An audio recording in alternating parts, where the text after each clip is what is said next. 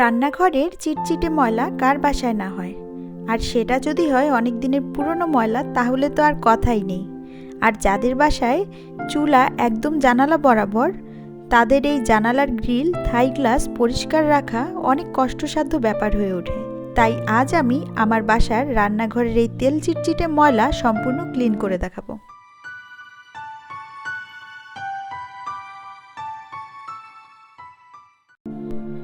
রান্নাঘরের জানালার অবস্থা এতটাই বাজে হয়ে আছে, এটা ক্লিন করা অনেক কষ্টের ব্যাপার হয়ে দাঁড়িয়েছে। তাই আমি আমার সহজ সমাধান নিয়ে এসেছি। আমার নিজের তৈরি ক্লিনার দিয়ে রান্নাঘরের ময়লা খুব সহজেই তুলে ফেলবো। এই ক্লিনারটার রেসিপি আমি অন্য একটা ভিডিওতে দেখিয়েছি, আপনারা উপরের থাকা আই বাটনে অথবা নিচের ডেসক্রিপশন বক্সে থাকা লিঙ্ক থেকে পেয়ে যাবেন।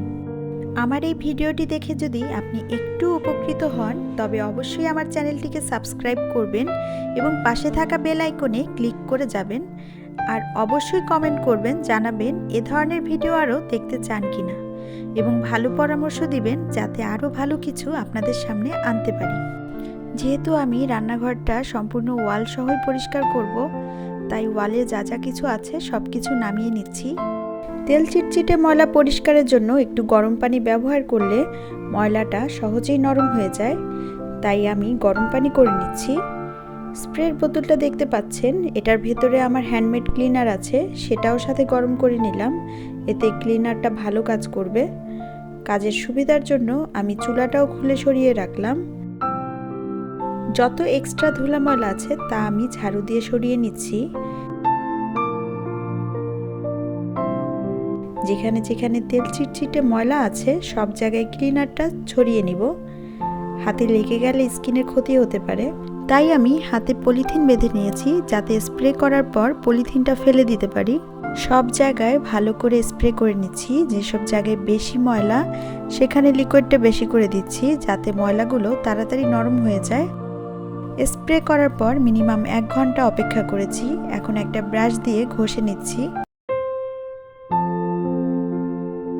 যেখানে মোটা ব্রাশ পৌঁছায় না সেখানটা পরিষ্কারের জন্য আমি এই চিকন ব্রাশটা ইউজ করছি। এই ব্রাশ যাদের নেই, নিতে চাইলে আমি সব লিঙ্কটা নিচে ডেসক্রিপশন বক্সে দিয়ে দেব।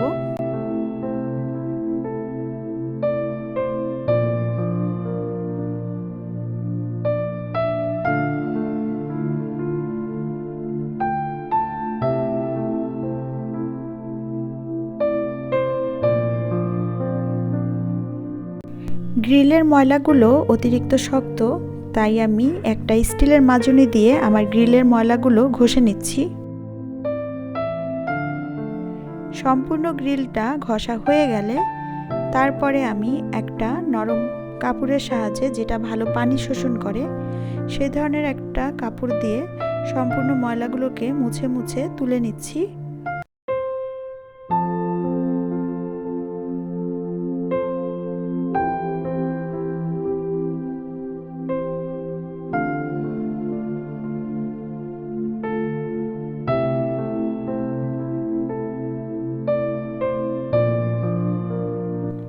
রান্নাঘরের সম্পূর্ণ ওয়ালও আমি সেমভাবে পরিষ্কার করে নিলাম।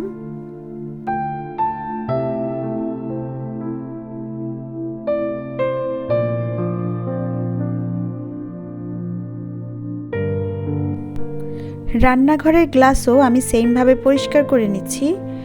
এটার উপরে যে থাই অ্যালুমিনিয়ামটা আছে, থাই অ্যালুমিনিয়ামের উপরেও ময়লাগুলো খুব জোরে আটকে পড়ে, সেগুলোকেও ঘষে ঘষে তুলে নিচ্ছি।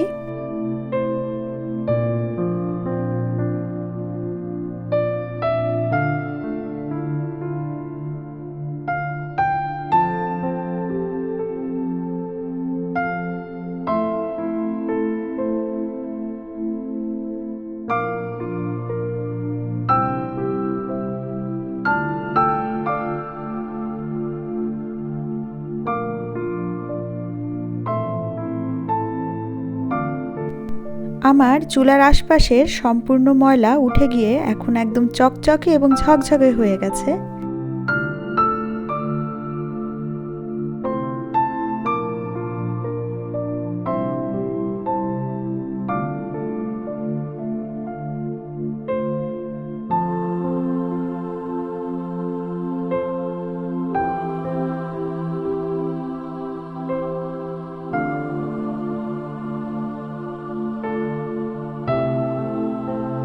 পরবর্তীতে যাতে এরকম কঠিন ময়লা আবারও আমার রান্নাঘরের চুলার জায়গাটাতে না হয়, তাই আমি ক্যালেন্ডার দিয়ে পুরো জায়গাটাকে কাভার করে নিয়েছি।